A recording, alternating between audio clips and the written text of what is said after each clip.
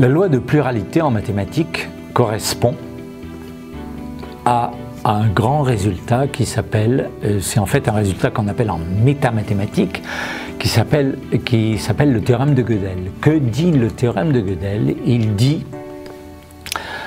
qu'il y a de l'indécidabilité en mathématiques. Ça veut dire quoi? Ça veut dire que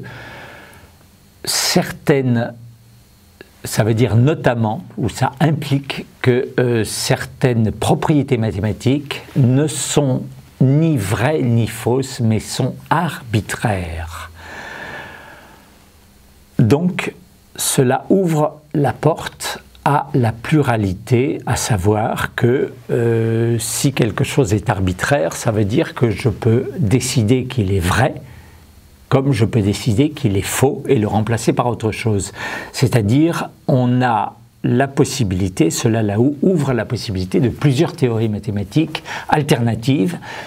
Aucune n'est plus vraie que l'autre, aucune n'est plus fausse que l'autre, qui sont en arborescence. C'est comme des branches différentes d'un arbre. Je vais donner des exemples. On connaît tous ce qu'on appelle la géométrie euclidienne, c'est la géométrie habituelle dans un espace plat. Euclide, quand il a énoncé sa théorie axiomatique de la géométrie, l'a basée sur 10 axiomes. Et il y en a un certain nombre qui ont toujours posé des problèmes. En fait, il y en a deux, mais je vais parler surtout d'un, qui est le 5e axiome d'Euclide sur les droites parallèles. Que me dit le 5e axiome d'Euclide? Il me dit que dans un plan donné, on peut faire passer une droite et une seule parallèles dans un plan. Par un point donné, il passe une et une seule droite parallèle à une droite donnée. Alors si vous faites un petit dessin sur une page blanche, vous prenez un point, vous prenez une règle pour un peu plus loin tracer une droite, et vous allez voir, et ça paraît évident, que par ce point, on ne peut faire passer une et une seule droite parallèle. Ça paraît évident. Et bien néanmoins, les mathématiciens ont essayé de démontrer que cet axiome se déduisait des autres et ils n'y sont pas arrivés. Et en fait, on s'est aperçu que cet axiome n'était pas indispensable, c'est-à-dire on pouvait le remplacer par un autre axiome. Et à ce moment-là, on fabriquait des géométries non euclidiennes qui sont liées à des noms tels que Riemann, Lobachevsky, et ainsi de suite. C'est-à-dire, l'axiome d'Euclide n'est ni vrai ni faux, il est arbitraire et on peut développer plusieurs géométries basées sur des axiomes, des parallèles qui sont alternatifs. Voilà. Voilà ce qu'il en est notamment en mathématiques par rapport à cette notion de pluralité.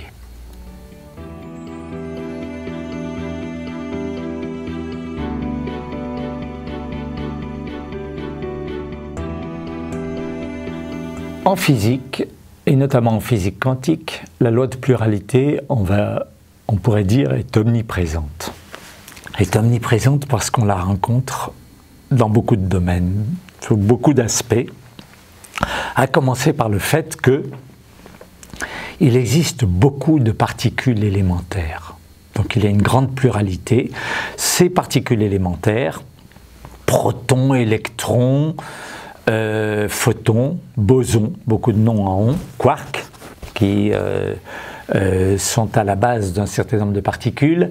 Toutes ces particules marchent ensemble, sont complémentaires,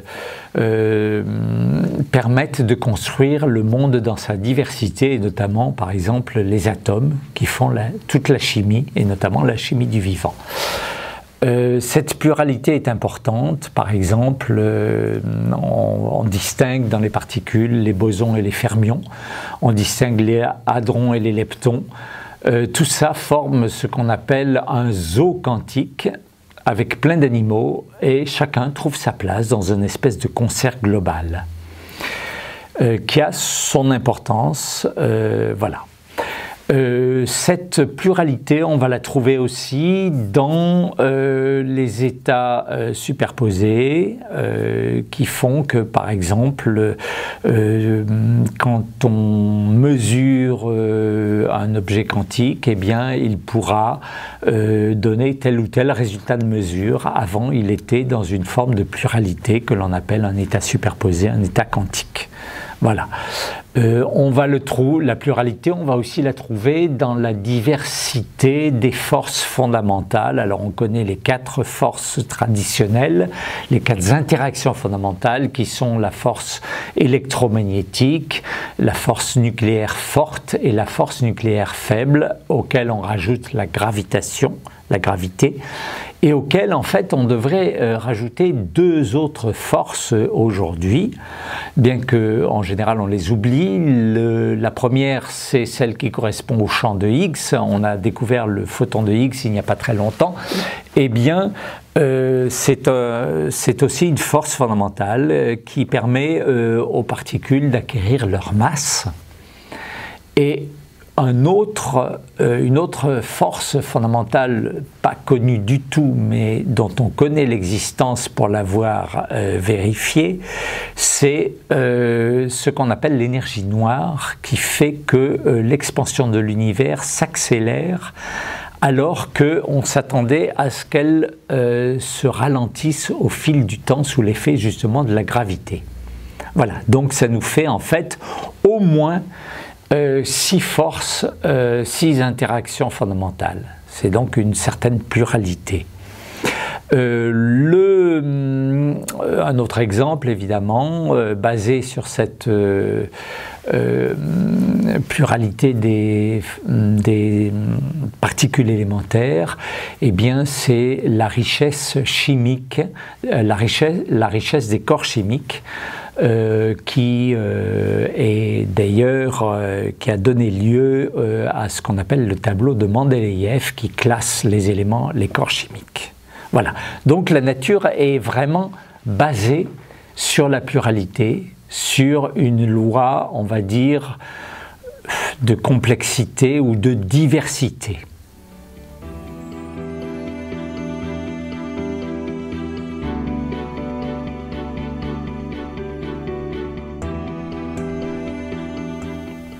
Voilà. Maintenant, dans la nature, de façon générale, comment s'exprime cette loi de pluralité? Eh bien, elle a plusieurs expressions dans plusieurs domaines. On peut déjà mentionner, dans les corps célestes, il y a toute une pluralité de corps différents, les étoiles, les planètes, les quasars, les pulsars, et ainsi de suite, les galaxies, même dans les galaxies, vous avez les galaxies spirales, les galaxies elliptiques, et ainsi de suite. On va, dans le vivant, eh bien, la pluralité, c'est aussi la diversité des espèces. La diversité des espèces qui permet à tout ça de fonctionner, sachant que dans la chaîne du vivant, eh bien, vous avez au départ le règne végétal qui, grâce à la photosynthèse, va capter l'énergie solaire et la transformer justement en énergie exploitable par le vivant. Puis vous avez le règne animal qui va exploiter le règne végétal pour vivre, et ainsi de suite. Et donc vous avez tout on va dire un biotope qui fonctionne grâce à cette diversité. On peut mentionner, bon, il y a beaucoup d'illustrations de cette pluralité, mais on peut mentionner un aspect fondamental qui est tout simplement la reproduction sexuée. Pourquoi la reproduction sexuée alors qu'a priori elle pose un problème en fait, puisque déjà c'est quelque chose d'extrêmement complexe, et ensuite ça veut dire que dans une population végétale ou animale sexuée, ça veut dire qu'il n'y a que la moitié, à peu près que la moitié des individus, des représentants des espèces qui est capable de se reproduire, qui est fécondable, qui est fertile. Ça veut dire que par rapport à une une reproduction non sexuée où 100% des individus sont capables de se reproduire, ça fait un sérieux désavantage, on va dire. Eh bien, cette reproduction sexuée, sa raison d'être, c'est que grâce à elle est là pour créer de la diversité au sein d'une même espèce, et cette diversité est une force en cas de menace. Cette menace, ça peut être un changement dans le biotope, et grâce à la diversité, ça veut dire que l'adaptabilité de cette espèce sera plus grande, tandis que si tous les individus étaient exactement les mêmes, il n'y aurait pas grande possibilité d'adaptation.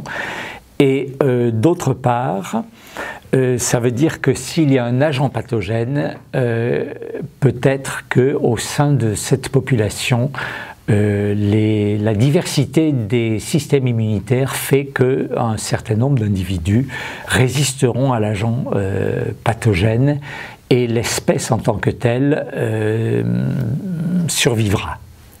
On l'a vu d'ailleurs pour les grandes épidémies humaines où, en général, il y a un pourcentage variable mais non nul des individus qui résistent à l'infection et ne meurent pas. Il y a eu des grandes épidémies, évidemment, de peste et de choléra, plus récemment Ebola, par exemple. Eh bien, je crois me souvenir que même une épidémie, même un agent pathogène aussi terrible que Ebola, épargnait, je crois, à peu près 8% des personnes. Voilà.